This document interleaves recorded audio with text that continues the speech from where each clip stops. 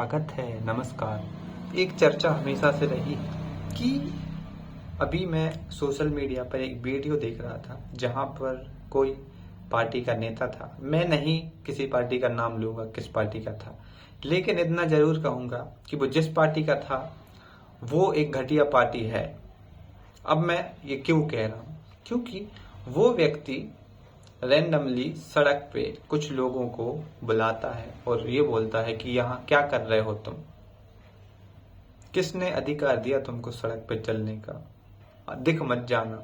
और गाली दी उस व्यक्ति ने, कार में बैठ के अपनी वीडियो रिकॉर्ड करी।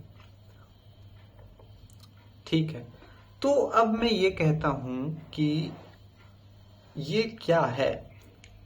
अगर आप किसी पार्टी विशेष से संबंध रखते हो तो आपको क्या अधिकार है किसी को परेशान करने का? क्या सरकार ने आपको ये प्रमाण पत्र दे दिया है कि आप हमारी पार्टी के मेंबर हो, आपको अब संविधान का पालन करने का कोई भी रीजन नहीं है? या फिर आप सरकार के पक्ष में बोल रहे हो तो आप हर चीज से ऊपर हो, नियमों से ऊपर हो, कानूनों से ऊपर हो, आप कुछ भी कर सकते हो जनता के साथ, लोगों के साथ। उनको मारिए, उनको गाली दीजिए, कोई फर्क नहीं पड़ेगा। चलिए अब एक और मस्त चीज एक्नॉलेज करते हैं। एग्जाम्पल के लिए आप ट्रेन में बैठे हो, कहीं भी हो आप, एंड आप चुपचाप बैठे हो, आप कुछ नहीं कर रहे हो, आप तो अपना काम करे जा रहे हो, जो भी आपका काम है, वीडियो देखना, मोबाइल चलाना, बुक्स पढ़ना। जनरली मैं किताबें ही पढ़ता हूँ, लेकिन पास में ही कोई बहस चल रही होती है और एक्सीडेंटली आप पर ये बात लाई जाती है कि सर इस पर आप अपने विचार दीजिए। फिर आप अपने विचार देते हैं तो आपके विचार उनके विचारों से मेल नहीं खाते हैं। तो जो आपके ऊपर आरोप लगाया जाएगा या फिर जो अगला कटाक्ष आप पर होगा कि आप तो किस पार्टी से हो, आप हिम्मत कैसे हुई आपकी, तुम तो विपक्षी पार्टी से हो, तुम उस पार्टी से हो, इस पार्टी से हो। तो ये क्या है, किस पार्टी से हो? मुझे लगता है कि ऐसे लोगों का जो जीवन है वो एक पार्टी विशेष की चाटुकारिता करने में, चरण वंदना करने में और उनके चरणों को धोकर पीने में ही निकल जाता है। मेरे शब्द कठोर हैं और ये कठोरता जरूरी है। क्यों? क्योंकि मैं यहाँ पर किसी पार्टी विशेष का कोई भी नाम नहीं ले रहा हूँ, ना तो ये बता रहा हूँ कि ये पार्टी वो पार्टी। मैं यहाँ पर एक सर्वमान्य बात कह रहा हूँ कि किसी भी पार्टी का चाटुकार बनना किसी भी व्यक्ति के लिए सही नहीं है, चाहे उस व्यक्ति को उस पार्टी से लाभ हो या ना हो।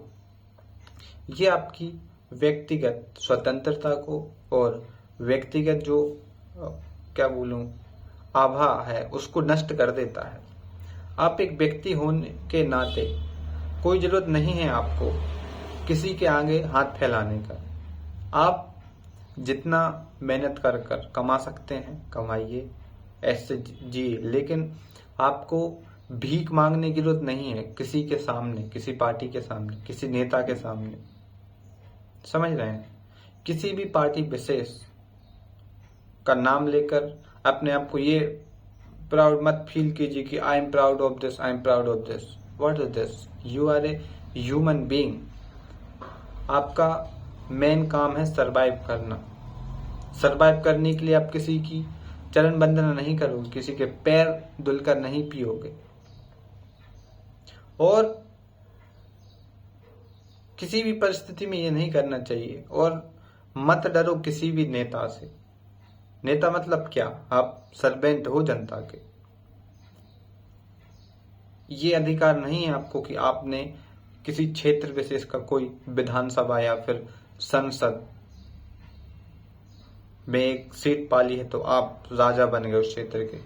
नहीं, आपको और क्या बोलते हैं उसको, और लचीला बनना पड़ेगा। मतलब और ही आपको ग्राउंड लेवल पर आना पड़ेगा। आपको तो और जनता का सम्मान करना चाहिए कि जनता ने आपको चुना है।